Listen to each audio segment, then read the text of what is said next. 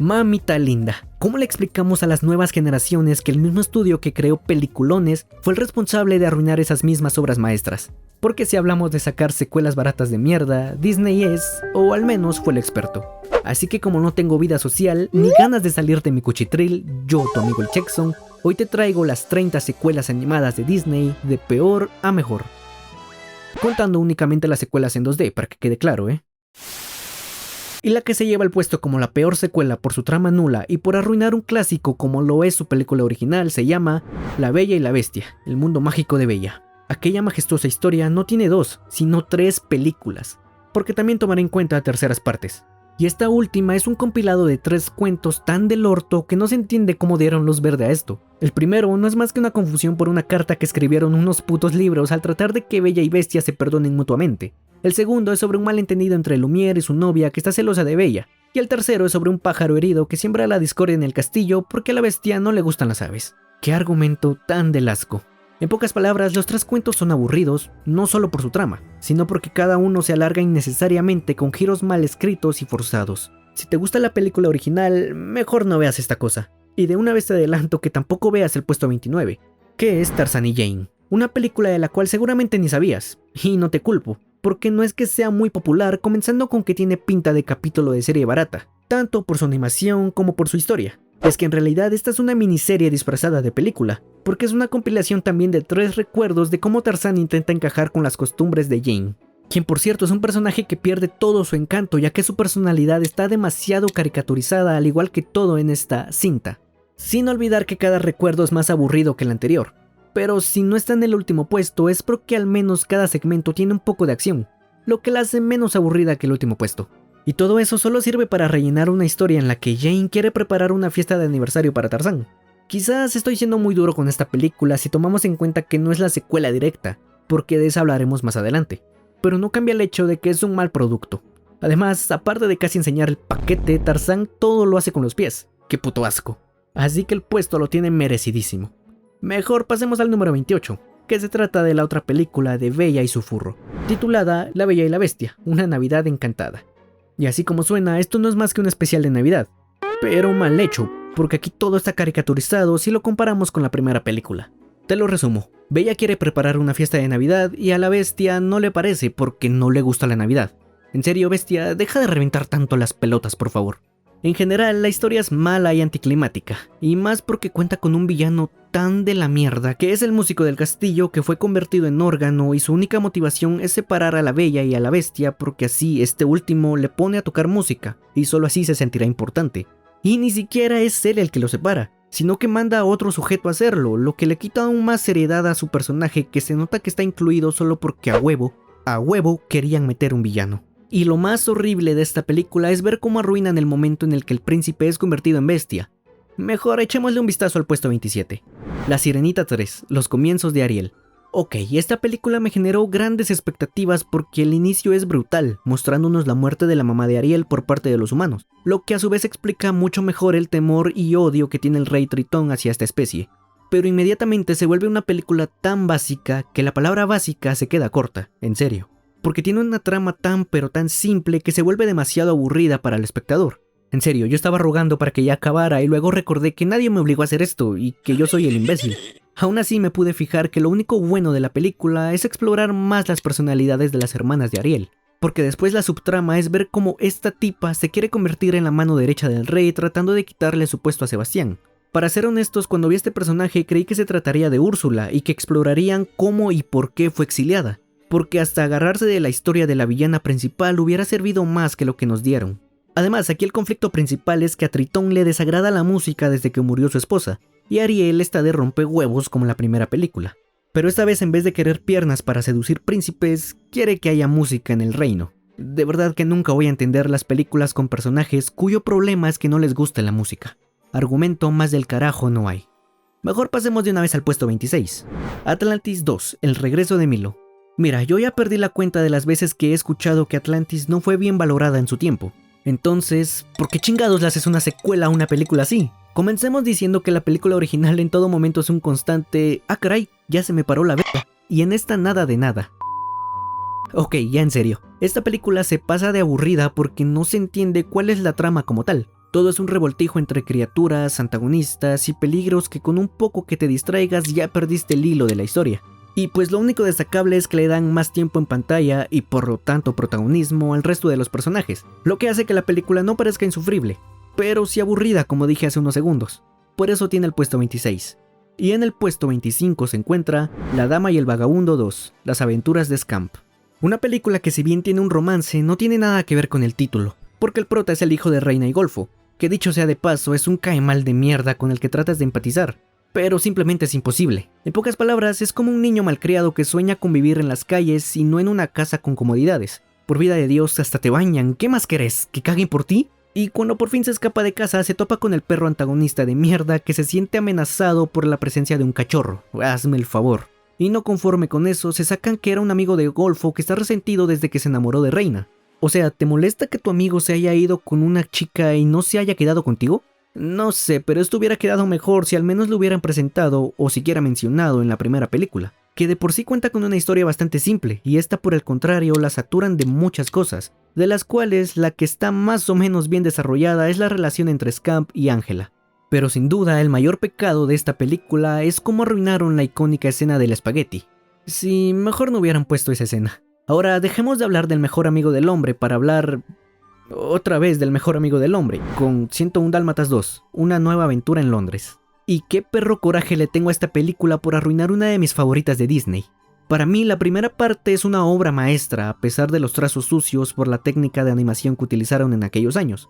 Que por si no saben cómo se hizo, vayan a ver el video que tiene Terra al respecto y de paso díganle que la amo. Pero para mí esos trazos son los que le dan ese toque especial a la película. Son sucios porque digamos que no había de otra, pero para esta segunda se nota que el estilo con trazos sucios está ahí a propósito queriéndose parecer a la primera película sin lograrlo. Sé que sonará extraño, pero ese tipo de animación se ve forzado en esta secuela, que dicho sea de paso es de las más innecesarias, además de que es tan estúpida, Dios santo. Cada 5 minutos la película se vuelve más tonta, y qué forma de ridiculizar a una villana tan icónica como lo es Cruella de Vil. Desde su aparición dejan claro que la van a convertir en una loca desquiciada por los dálmatas, pero no como en la primera película, sino de forma que se siente más como una payasa que como una amenaza. Y la cereza de este pastel es que la trama recae sobre el perro relámpago, y qué manera más aburrida de llevar la historia porque el perro este es tan patético que cada una de sus escenas va sepultando cada vez más la cinta. Lo que sí es que esta película tiene pequeñas cosas que respetan la continuidad de su primera parte, y la verdad es que solo por eso no está más abajo en el top. Y ahora de Londres nos vamos hasta Hawái con el puesto 23, la película de Stitch. Siendo muy honestos, esta la incluí para completar las 30 películas, porque la verdadera secuela la veremos más adelante. En esta historia nuestros héroes deben impedir que Gantu y Hamsterville se apoderen de otros experimentos como Stitch, haciendo que parezca más un episodio alargado de la serie y eso la convierte en una cinta aburrida y sin emoción, forzando a la vez la aparición de personajes de la primera película, los cuales ya habían cumplido su ciclo y en esta película aparecen para no hacer un carajo. Por favor, para eso mejor que no salgan. Y mira, la película va de salvar a 625 experimentos, o sea, los extraterrestres, entonces esperas que te muestren bastante de ellos, pero son solo 2 los que logran tener algo de tiempo en pantalla. Uno de ellos medio logra lucirse y el otro solo es un alivio cómico que se queda a medias en su propósito. En definitiva, merece el puesto número 23.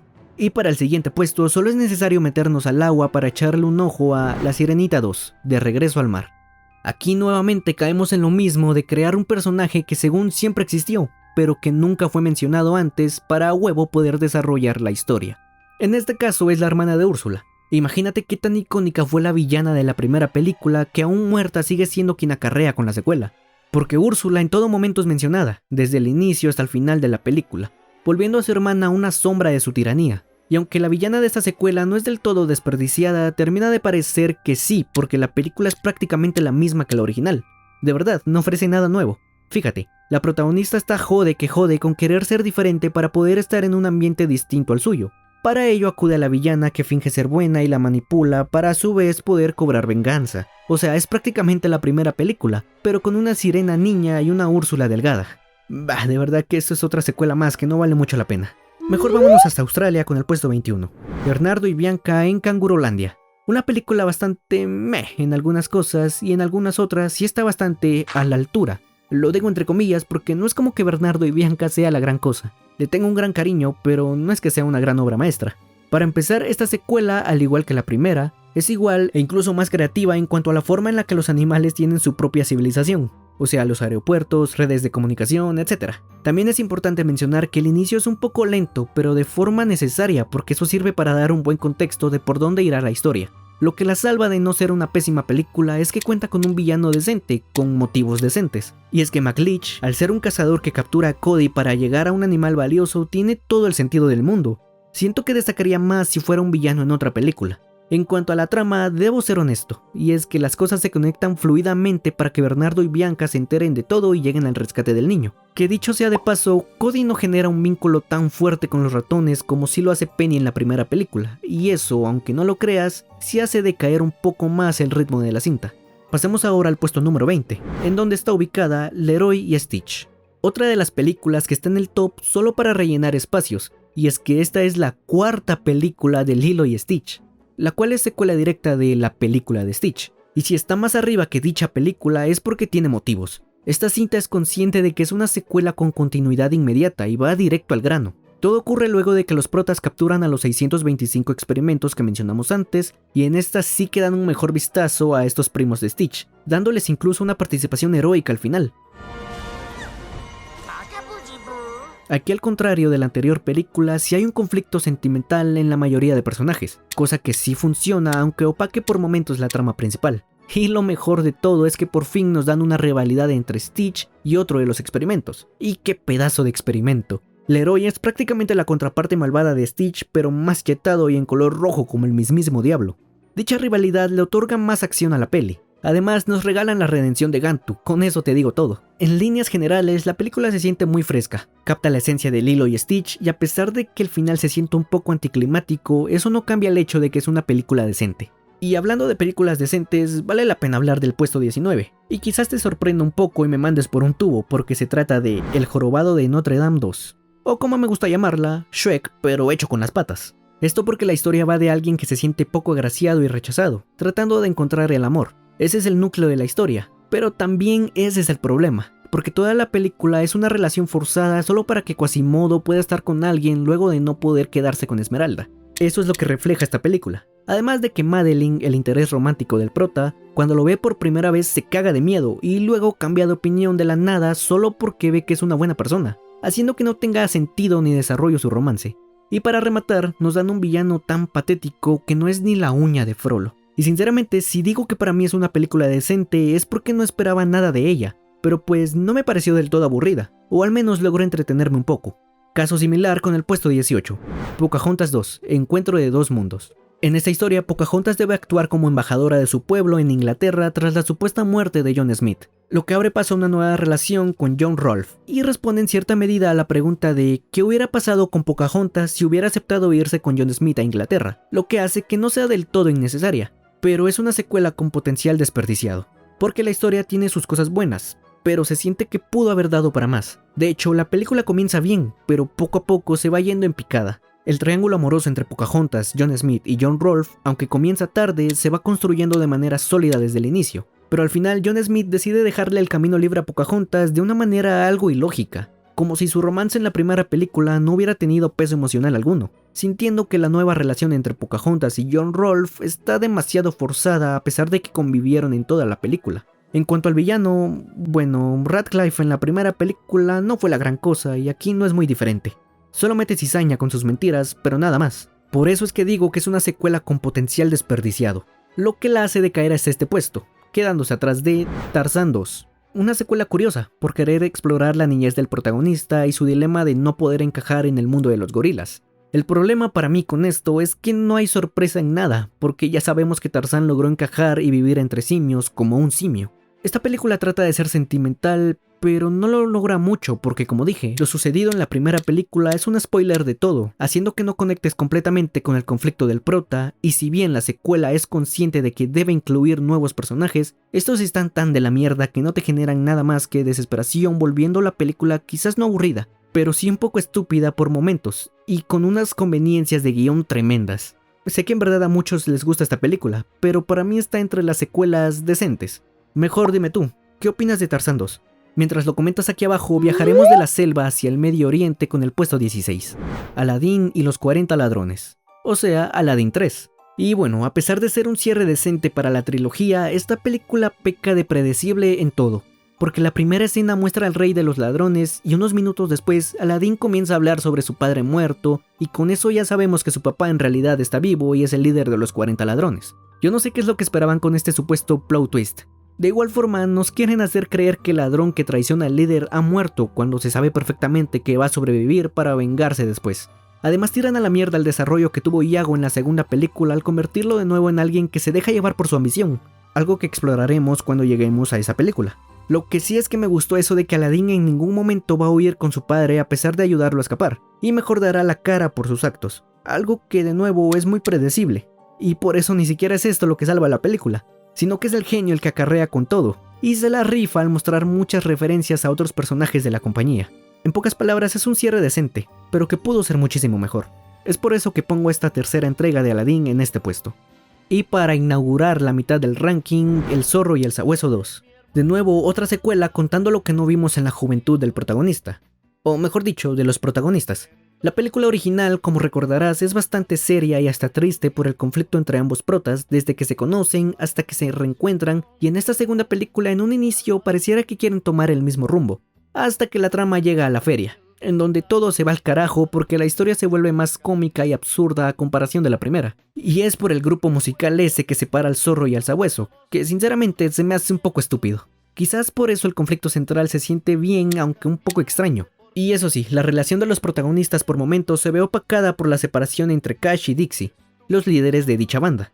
Por todo eso, al igual que la secuela de 101 Dálmatas, esta rompe con todo el peso emocional que tiene su antecesora, pero tampoco es tan absurda como la segunda parte de los Dálmatas. Ahora hablemos mejor de Cuentos de Hadas con el puesto 14, Peter Pan 2, de regreso a Nunca Jamás. ¿Y qué puedo decir?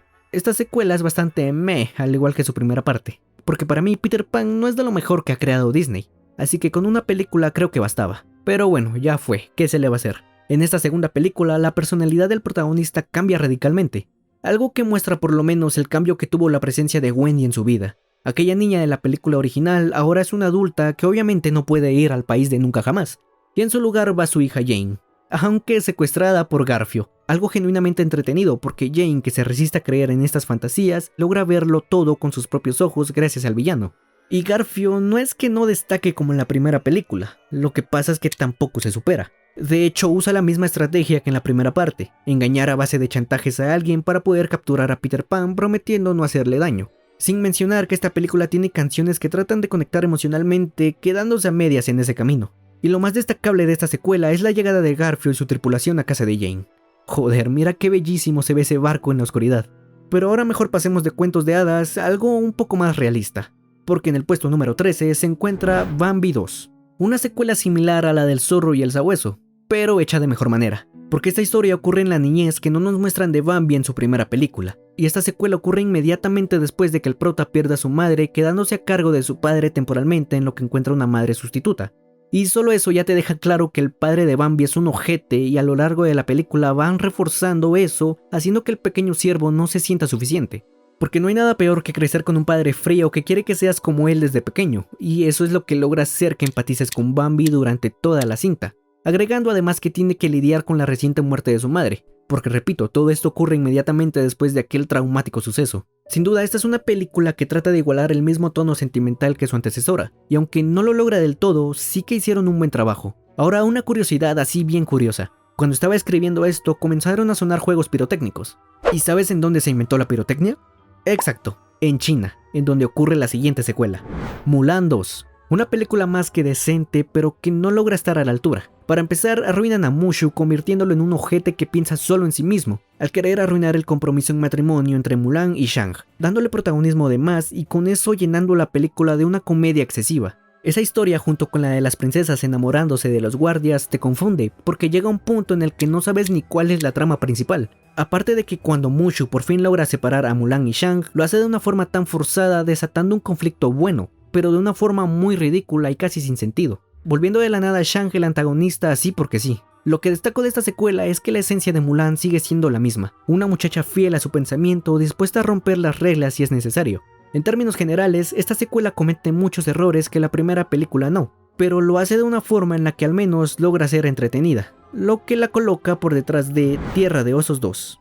Y debo ser sincero, a esta secuela no le tenía fe, pero terminó gustándome más de lo que esperaba. No como para verla de nuevo, pero sí la disfruté, a pesar de que tiene una trama súper forzada, porque todo gira en torno al romance entre Kenai y Nita, una amigovia de la infancia del prota que nunca había sido mencionada. Y ahora de la nada Kenai hasta sueña con ella recordando cómo le dio un amuleto que simboliza el amor que se tienen pero que ninguno se atreve a confesar, lo que en cierta parte se me hace bastante realista. Estar enamorado de alguien pero no tener el valor de decirlo, ya sea por miedo o por simple orgullo.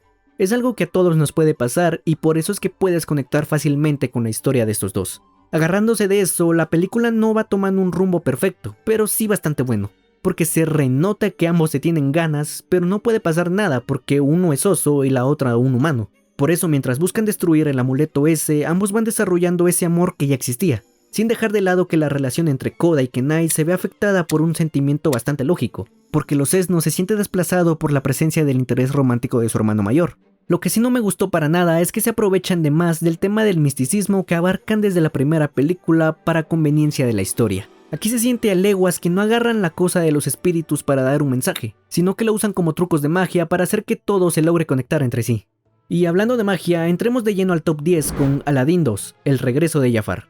Una película a la que le quedó grande el título, porque debería llamarse El regreso de Iago, y es que el pájaro este tiene más presencia, tiempo y desarrollo en esta secuela, que dicho sea de paso, también tiene una animación de la mierda como de serie barata, pero eso ya es más que normal para este punto, ¿no? Y sabes, esta secuela quizás no era del todo innecesaria. Digo, podían mostrar más de Jafar, uno de los mejores villanos de Disney, pero en vez de eso nos muestran más de Iago, que no está mal, pero si me vas a presentar la película con ese título, no me des una trama que poco tiene que ver con él. Porque el plan de Jafar no comienza sino hasta el tercer cuarto de hora y antes de eso solo tiene apariciones breves y sin mucha importancia. Para variar, luego no nos muestran ni siquiera la mitad de su poder presentado en la primera parte. O sea, pudieron darnos un enfrentamiento entre genios, pero no, mejor hay que poner a Jafar a darle oro y riquezas a este sujeto de aquí que ni siquiera recuerdo cómo se llama. Entre muchas cosas más, como que la relación de Aladdin y Jasmine parece iniciar otra vez de cero y canciones aburridas, lo que salva la película es el desarrollo y redención de Iago, que en serio es bastante bueno, al igual que las ocurrencias del genio, que como imaginarás ya le ha de doler la espalda de cargar con el peso de 3 películas. Aún así, eso le basta al regreso de Jafar para lograr meterse en el top 10. Y ahora nos vamos al puesto 9 con ayuda de un Bibidi Babidi Boo para hablar de La Cenicienta 2, un sueño hecho realidad. De nuevo, otra secuela basada en 3 cuentos o historias, pero hecha de mejor manera a comparación de las otras secuelas de este estilo. La primera va de Cenicienta tratando de ser una buena princesa, vistiéndose ridículo, siguiendo reglas todas estúpidas, ya saben. El segundo trata de Jack Jack deseando volverse un humano porque ahora resulta que no le gusta ser un pequeño ratón. Y vaya que tiene razón, pinche animal todo rancio y feo. Y el tercer cuento, que es el más icónico y mi favorito de los 3, que es sobre Anastasia enamorándose del panadero del pueblo, dejándonos ver ese gran contraste con la primera película. Porque en la original en verdad logras odiarla genuinamente, hija de su puta madre. Pero en este cuento en verdad que logras sentir lástima por esa pobre cosita fea, hija de su puta madre. Pero ¿por qué esta secuela de 3 cuentos está en un puesto mucho más arriba que las otras secuelas así?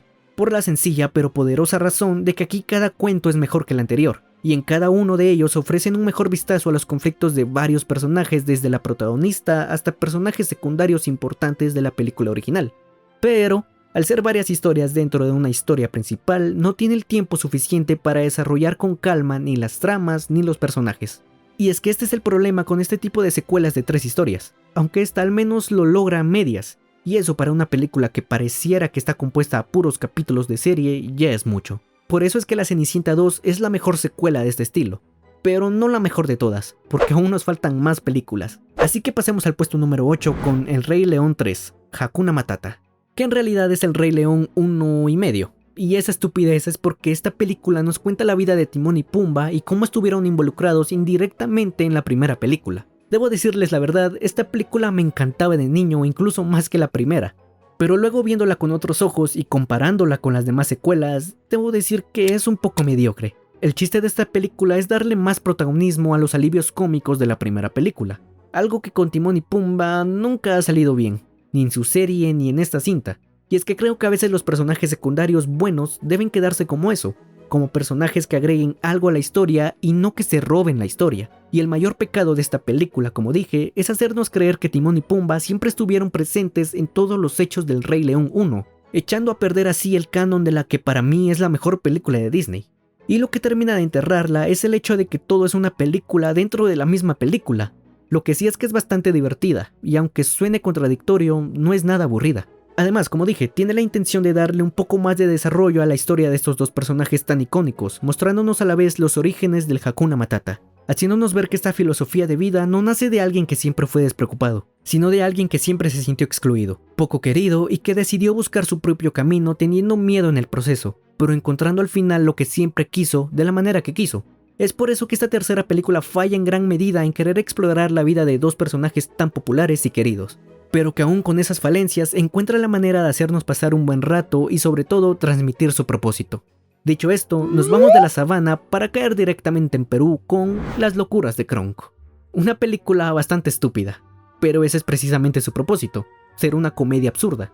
Y si está en el puesto número 7 es porque aparte de ser un cague de risa bien hecho, te mete en un melodrama igual de bueno, aunque no sea lo más original del mundo, porque aquí el dilema gira en torno a la aprobación que Kronk busca por parte de su padre. Y no solo eso, sino que además el protagonista se verá acorralado más de una vez en un dilema moral en el que tiene que decidir si quedarse con todas esas cosas que le ayudarán a conseguir que su padre levante su pulgar como gesto de aprobación, o hacer lo correcto ayudando a los que más quiere. Todo aquí se siente muy fresco, desde Cusco rompiendo la cuarta pared de manera brutal hasta el regreso de Isma, que por cierto, en esta secuela no tiene mucha relevancia, pero te digo algo, no tiene por qué tenerla, ya que Isma en esta película no es el problema principal, sino simplemente un conducto para poder llegar al verdadero conflicto, cosa que cumple a la perfección. Sin duda, Las locuras de Kronk es una secuela digna de un personaje secundario. Con ella Disney nos demostró que es capaz de hacer una película decente, o buena si me lo preguntas a mí, con un personaje de alivio cómico. Y a pesar de que está en un puesto en el que no muchos la pondrían, yo lo tengo claro. La película de Kronker lo tiene merecidísimo. Así que antes de que me linchen, pasemos al puesto número 6, el cual le pertenece a Fantasía 2000.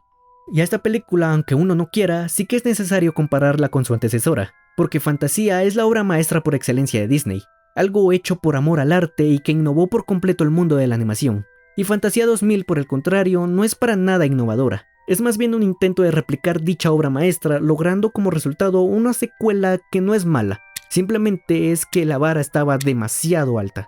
Eso sí, supieron aprovechar muy bien los avances hasta ese entonces usando y combinando distintos estilos de animación, volviéndola una secuela muy versátil y excelente en este aspecto. En lo que considero que sí falla muy feo es que cuenta con varios famosos como invitados presentando cada segmento, lo que hace que se sienta como un intento un poco desesperado por querer superar a la original como sea, metiéndole una comedia más básica y aburrida que la mía. Y aunque los segmentos no son tan memorables como los de la primera, Fantasía 2000 es de esas segundas partes que si bien no son malas, te hacen valorar y recordar lo mágicas y revolucionarias que fueron algunas de las primeras partes, siendo casi imposible el poder superarlas. Y ahora sí, vienen las 5 mejores secuelas de todo Disney, al menos para mí, comenzando con El libro de la selva 2, una de las pocas secuelas que era necesaria entre comillas, porque la primera película podía quedar perfectamente bien con el cierre que tuvo, o explorar más de Mowgli con los humanos y los conflictos internos que esto podía ocasionarle al adaptarse a su nueva vida. Y ese es precisamente el rumbo que decidieron tomar, lo que me parece una excelente idea. No se inventaron tramas que se fueran por el camino de lo absurdo y metieron personajes nuevos que aportan lo necesario a la historia y no son pesados. Aparte de eso, supieron aprovechar muy bien los avances en la animación para mostrar más sitios de la selva y hacer que esos escenarios se vean hermosos. Y el villano no podía ser otro más que Shere Khan, que esta vez vuelve por venganza siendo igual de intimidante. El único pero que le pongo a esta secuela es que tuvieron miedo de demostrar un poco más de violencia. Por ejemplo, en esta escena se da a entender que Shere Khan se morfó a uno de los pájaros, pero luego este vuelve a aparecer al final, en donde también nos muestran cómo le cae una estatua encima a Shere Khan aplastándolo. Ah no, que solo quedó atrapado escuchando las estupideces del pájaro ese. Eso hace que la derrota del villano sea muy anticuada. Por favor, dale a Shere Khan un final digno de su tiranía. Quitando eso, el libro de la selva en general es un pedazo de secuela, por eso es que está en este puesto. Y para el siguiente puesto, nos vamos de vuelta a Hawái, con Lilo y Stitch 2, Stitch en cortocircuito. Una secuela que está bastante a la altura. Ojo, no supera a la original, pero sí es una secuela digna y en gran parte es porque capta toda la esencia que rodea a la primera película, debido al fallo de Stitch que deja salir por momentos una maldad que lo descontrola y pone en riesgo no solo su relación con Lilo, sino su propia vida. Este problema de la maldad de Stitch y sus fallos es un buen pretexto para llevar la trama por un buen rumbo. Me encanta que a pesar de que Lilo hace de todo para lograr que Stitch no se sienta un ser malévolo, no puede evitar alejarse de él cuando su baile hawaiano se ve afectado por el descontrol de Stitch. Algo que es muy importante para ella, dado que eso la haría sentir que encaja y que su mamá estaría orgullosa de ella. Todo eso ayuda a que la película esté cargada de un peso sentimental tremendo. Además nos dejó este momento icónico de "no Lilo, yo peligroso". Eso sí, el final es un poco extraño al darnos ese giro de Stitch ya se nos fue con papá Dios, pero luego sin ninguna explicación logró salvarse. O sea, una solución demasiado fácil y sin mucho sentido cuando la peli te pintó un gran problema durante toda la historia. Todo esto sin dejar pasar por alto que la subtrama de David tratando de llamar la atención de Nanny, aunque de igual forma termina un poco apresurada, le da mucha frescura y comedia buena a la trama principal. Y ahora sí, ya se acabaron las películas de Lilo y Stitch. Pero eso no evitará que quizás no estés de acuerdo con el puesto número 3, el cual le pertenece a Goofy 2, extremadamente Goofy. Una de las pocas secuelas que logran estar al mismo nivel y quizás superar a su antecesora, a pesar de que se agarra del mismo conflicto que rodea la primera película, la relación rota entre Max y Goofy. Lo que diferencia esta película es que el conflicto se siente más real y por lo mismo puedes conectar de mejor forma con él, porque Max ya es prácticamente un adulto joven que lidia con la sobreprotección de su padre. Para muchos puede ser incómodo el hecho de que por más viejo que estés, tus padres, en este caso tu padre, esté encima de ti viendo que desayunes, empaques bien tus cosas y se preocupe tanto por ti. Y eso agrégale que aún tengas que vivir con esas cosas en la universidad, mientras tu viejo trata de seguir sus estudios. Algo que es bastante original y un pretexto perfecto para volver a romper la relación entre padre e hijo. Lo que también abre el debate de saber quién tiene la razón. El padre que solo quiere la aceptación de su hijo mostrándoselo en todo momento, o el hijo que quiere a su padre lejos porque en cierta medida se avergüenza de él. Así que te pregunto, ¿tú quién crees que está equivocado? A todo eso hay que agregar el hecho de que Goofy tiene que lidiar con la vida de un universitario como en la vida real. Tiene que encontrar un balance entre su relación amorosa, sus exámenes, tareas y compromisos extras. Digo, el universitario promedio pasa por esas cosas. O sea, una cotidianidad tan real que pocas películas animadas pueden ofrecer de esta manera. Además, tiene a la señorita Marple bailando en una disco. ¿Y qué quieres que te diga? A todos de niños nos despertó la calentura. Joder, para mí que Goofy sí que se la pasó bien esa noche. Lo único en lo que creo que flaquea la película es con sus antagonistas, pues son solo unos tipos tramposos e inmaduros a los que lo único que les importa es ganar el torneo de los juegos extremos. Elimínalos y aún así puedes encontrar una forma en la que la película funcione, porque el verdadero problema no son ellos. Si Max decidía renunciar a esa competencia, igual tenía que seguir lidiando con su padre y las vergüenzas que lo hace pasar. Los gamas son un refuerzo de esa vergüenza que rodea a Max. En general es una buenísima secuela. Repite el mismo problema que su primera parte, pero de forma más realista y menos fantasiosa. Por eso le otorgo el tercer lugar. Y para el segundo se encuentra una secuela que nunca había valorado bien hasta que hice este ranking. Y hablo del Rey León 2, El Reino de Simba. Y me lleva al carajo. De nuevo una secuela basada en un personaje que siempre existió y que nunca habían mostrado ni mencionado. Pero, esta está bien hecha. Aunque eso sí, creo que fue una decisión bastante arriesgada ya que pusieron en juego la historia de un villanazo como lo es Scar. Porque en esta película su legado sigue presente a través de su pareja Sira y su hijo adoptivo Kobu, quienes tratarán de derrocar a Simba de su reino. A diferencia de otras películas que usan este recurso de aprovecharse del villano de la primera película, aquí la sombra de Scar está fuertemente vinculada con Kobu, a pesar de no ser su hijo biológico, pero sí su heredero. Scar representa lo que Kobu está destinado a convertirse, pero su recuerdo también le deja claro lo que no quiere ser. Con todo este trasfondo, Kobu despierta en Simba miedos y traumas que parecían superados. Y es que ¿cómo diablos te vas a olvidar así como así del tipo que asesinó a tu padre y que te hizo creer que el culpable fuiste tú? Lo peor es que ese tipo era tu propio tío. Eso sin mencionar que Sira sigue aferrada al recuerdo e ideales de Scar, lo que la motiva a tomar venganza para recuperar lo que según ella le pertenece.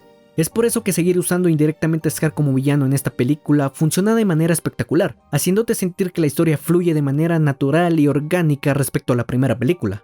Y por si fuera poco, aún nos dan un romance adolescente entre Kiara y Kobu para poder conectar todo de una manera tan buena sin que la película se sienta aburrida. Y eso en parte también es gracias a que cada personaje aporta lo justo y necesario, a excepción de uno que otro que la verdad da igual, como el león ese que se ve que huele a trapo húmedo. Estoy seguro de que ese chabón olía más bonito estando muerto que vivo. En cambio, figuras como Timón y Pumba o Rafiki siguen siendo los mismos personajes God que aparecen para alivianar todo sin robar protagonismo. Y si tuviera que hablar sobre algo negativo sería la paleta de colores que se ve del orto. En serio, nada que ver con la primera. Pero de ahí en adelante todo es decente como la animación o como la banda sonora digna de una película del Rey León. Y ojo, con esto no quiero decir que sea mejor que la película original, porque está a años luz de serlo. Pero sí es una secuela bastante buena. Y es así como llegamos al primer lugar luego de repasar 29 películas, de las cuales la mayoría son una reverenda mierda. Aún así era necesario analizar cada una de ellas para poder llegar al puesto número 1, el cual le pertenece a nada más y nada menos que La Cenicienta 3, Un giro en el tiempo. Debo ser honesto, me la pensé mucho para poner a esta película como la mejor, pero si tomé esa decisión es por dos razones. La primera es que esta película ofrece algo original que ninguna de las otras secuelas hace, y es tener los huevos de alterar la línea de tiempo de la primera película. Y la segunda es que tiene de todo: drama, acción, comedia, y lo mejor es que todo está perfectamente equilibrado. En esta secuela, Lady Tremaine deja de ser la simple madrastra mala que no hace más que ponerte a lavar sus calzones, para pasar a ser una villana que brilla en todo su esplendor gracias al poder mágico de la varita de la hada madrina. Justo lo que le hacía falta para arruinar de una vez por todas la vida perfecta de su hijastra. La mujer no solo regresa el tiempo para cambiar las cosas a su conveniencia, también hechiza al príncipe para que se enamore de Anastasia, y a esta última la convierte en una copia de Cenicienta. Todo esto demuestra que está dispuesta a lograr su cometido de la manera que sea. Y no solo es Tremaine, aquí todos los personajes brillan de alguna u otra manera. Hasta Lucifer logra destacar ofreciendo de nuevo esos gags al estilo de Tom y Jerry. Los ratones, además de seguir siendo un alivio cómico, aportan mucho a la trama. De hecho, son ellos los que prácticamente en una escena hacen el 90% del trabajo para solucionar todo. Y que no se me olvide la animación, Dios. No es que el estilo sea único, es el hecho de ver lo que hacen con ella. Esos vistazos apreciando cómo se destruyen los hechos de la primera película mientras actúa la magia me parecen fascinantes. Y por supuesto que vale la pena hablar del núcleo de la cinta, el amor entre el príncipe y Cenicienta. Ah, hijos de puta. Debo decir que la idea de la película es que el príncipe nunca haya conocido ni se haya enamorado de Cenicienta, y a pesar de eso el canijo sabe que su verdadero amor no es Anastasia, sino la muchacha esa pandrosa que se ve que lava los baños. O sea, ni el hechizo más poderoso es capaz de romper el amor verdadero. Ah, hijos de puta. Sin duda Disney ha hecho pocas secuelas buenas, y La Cenicienta 3 definitivamente es una de ellas. Y bajo mi criterio es la mejor que ha producido el estudio, a pesar de no ser de mis favoritas. De esta manera terminamos la mierda esta de video que no sé en qué momento se me ocurrió hacer. Porfa, reviéntenlo de me gusta y suscripciones, porque les juro que al menos la mitad de estas películas fueron una tortura tener que verlas. Y ya saben que aquí su opinión es la más importante. Así que comenten aquí abajo cuál es para ustedes la peor secuela, la mejor secuela, su top 10, qué otros tops recomiendan, lo que ustedes quieran comentar, háganlo. Yo por mi parte voy a recuperar el tiempo perdido yendo a ver más películas para el siguiente video. Ay, por Dios, y pensar que yo mismo decidí meterme en esto. Bueno, ya que, yo soy el Checkson, pórtense bonito y recuerden que los quiero mucho. Bye.